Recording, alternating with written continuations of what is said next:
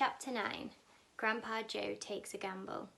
The next day, when Charlie came home from school and went in to see his grandparents, he found that only Grandpa Joe was awake. The other three were all snoring loudly. "Shh!"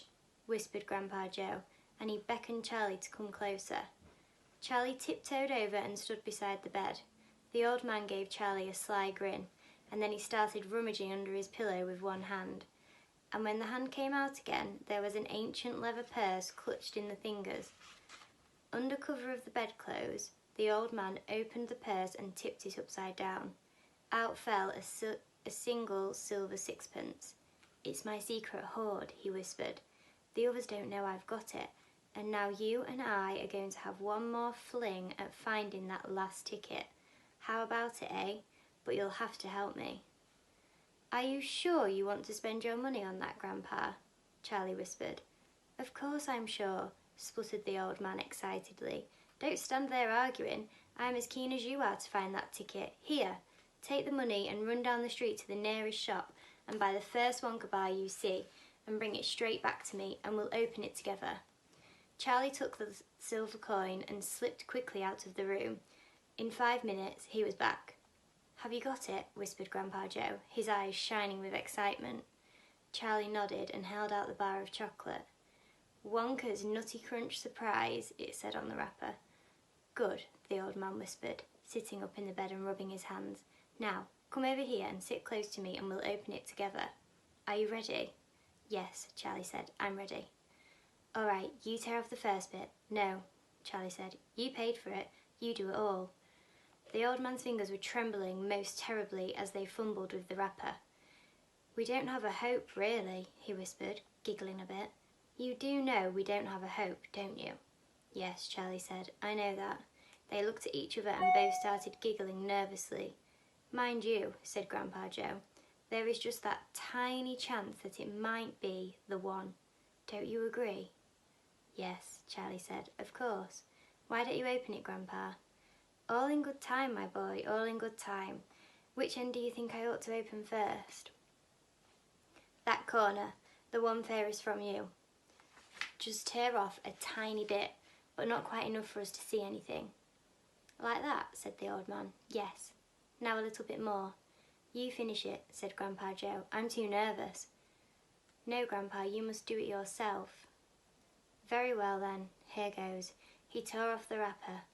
They both stared at what lay underneath. It was a bar of chocolate. Nothing more. All at once they both saw the funny side of the whole thing and they burst into peals of laughter. "What on earth's going on?" cried Grandma Josephine, waking up suddenly. "Nothing," said Grandpa Joe. "You go on back to sleep." Chapter 10. The family begins to starve. During the next 2 weeks, the weather turned very cold. First came the snow. It began very suddenly one morning just as Charlie Bucket was getting dressed for school. Standing by the window, he saw the huge flakes drifting slowly down out of an icy sky that was the colour of steel. By evening, it lay 4 foot deep around the tiny house, and Mr. Bucket had to dig a path from the front door to the road. After the snow, there came a freezing gale that blew for days and days without stopping. And oh, how bitter cold it was. Everything that Charlie touched seemed to be made of ice, and each time he stepped outside the door, the wind was like a knife on his cheek. Inside the house, little jets of freezing air came rushing in through the sides of the windows and under the doors, and there was no place to go to escape them. The 4 old ones lay silent and huddled in their bed, trying to keep the cold out of their bones. The excitement over the golden tickets had long since been forgotten. Nobody in the family gave a thought now to anything except the 2 vital problems of trying to keep warm and trying to get enough to eat. There is something about very cold weather that gives one an enormous appetite. Most of us find ourselves beginning to crave rich steaming stews and hot apple pies and all kinds of delicious warming dishes. And because we are all a great deal luckier than we realise, we usually get what we want, or near enough. But Charlie Bucket never got what he wanted because the family couldn't afford it. And as the cold weather went on, he became ravenously and desperately hungry. Both bars of chocolate, the birthday one and the one Grandpa Joe had bought, had long since been nibbled away, and all he got now were those thin cabbagey meals 3 times a day. Then, all at once, the meals became even thinner. The reason for this was that the toothpaste factory, the place where Mr. Bucket worked, suddenly went bust and had to close down. Quickly, Mr. Bucket tried to get another job, but he had no luck. In the end, the only way in which he managed to earn a few pennies was by shovelling snow in the streets. But it wasn't enough to buy even a quarter of the food that 7 people needed. The situation became desperate. Breakfast was a single slice of bread for each person now, and lunch was maybe half a boiled potato. Slowly but surely, everybody in the house began to starve. And every day, little Charlie Bucket, trudging through the snow on his way to school, would have to pass Mr. Willy Wonka's chocolate factory. And every day, as he came near to it, he would lift his small pointed nose high in the air and sniff the wonderful sweet smell of melting chocolate. Sometimes he would stand motionless outside the gates for several minutes on end, taking deep swallowing breaths as though he was trying to eat the smell itself. "That child," said Grandpa Joe, poking his head up from under the blanket one icy morning, "that child has got to have more food. It doesn't matter about us, we're too old to bother with. But a growing boy, he can't go on like this. He's beginning to look like a skeleton." "What can one do?" murmured Grandma Josephine miserably. "He refuses to take any of ours. I hear his mother tried to slip her own piece of bread onto his plate at breakfast this morning, but he wouldn't touch it. He made her take it back." "He's a fine little fellow," said Grandpa George. "He deserves better than this." The cruel weather went on, and every day Charlie Bucket grew thinner and thinner. His face became frighteningly white and pinched. The skin was drawn so tightly over the cheeks that you could see the shapes of the bones underneath.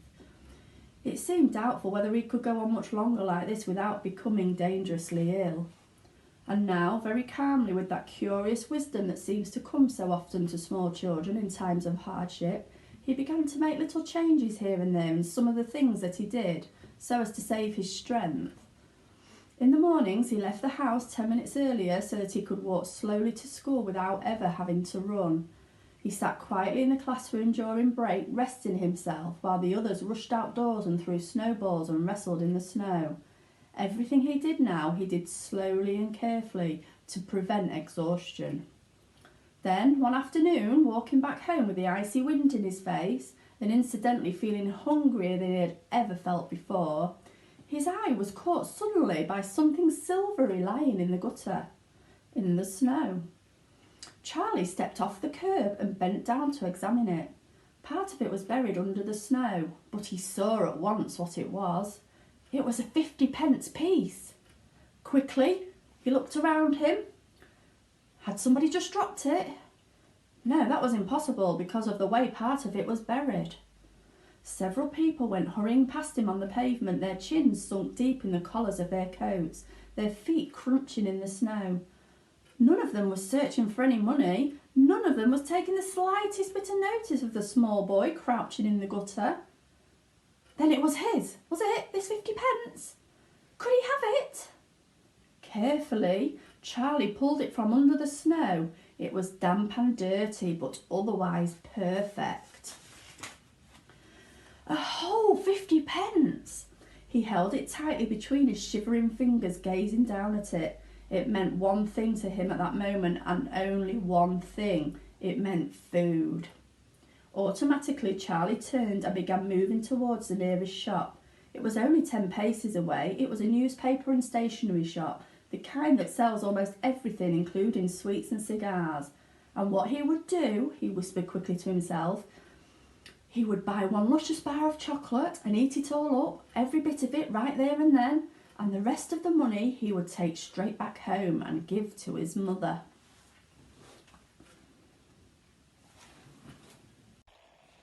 Chapter 11.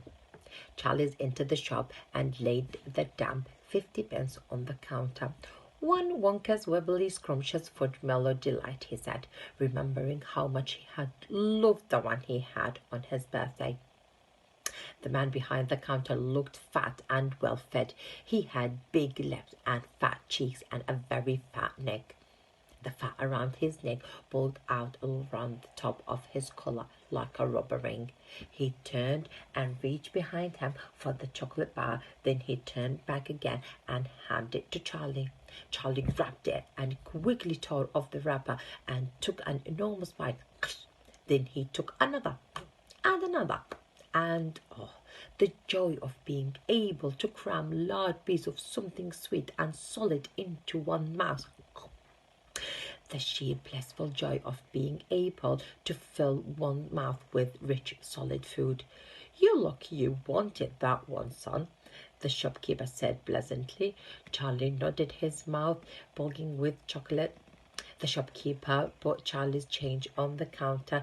"Take it easy," he said. "It will give you a tummy ache if you swallow it like that without chewing." Charlie went on wolfing the chocolate. He couldn't stop, and in less than half a minute the whole thing had disappeared down his throat. He was quite out of breath, but he felt marvelously, extraordinarily happy. He reached out a hand to take the change. Then he paused. His eyes were just above the level of the counter. They were staring at the silver coin lying there. The coins were all the 5-penny pieces. There were 9 of them altogether. Surely it wouldn't matter if he spent just one more. "I think," he said quietly, "I think I'll have just one more of those chocolate bars, the same kind as before, please." "Why not?" the fat shopkeeper said, reaching behind him again and taking another Webble Scrumptious Fudge Mellow Delighter from the shelf. He laid it on the counter. Charlie picked up and tore off the wrapper, and suddenly from underneath the wrapper there came a brilliant flash of gold. Charlie had to stand still. "It's a golden ticket!" screamed the shopkeeper, leaping about a foot in the air. "You've got a golden ticket! You have found the last golden ticket! Hey, would you believe it? Come and look at this, everybody! The kids found Wonka's last golden ticket! There it is! It is right here in his hand!" It seemed as though the shopkeeper might be going to have a fit. "In my shop, too?" he yelled. "He found it right here in my own little shop. Somebody call the newspaper quick and let them know. Watch out now, son. Don't tear it as you unwrap it. That thing's precious." In a few seconds there was a crowd of about 20 people clustering around Charlie, and many more were pushing their way in from the street. Everybody wanted to get a look at the golden ticket and at the lucky finder.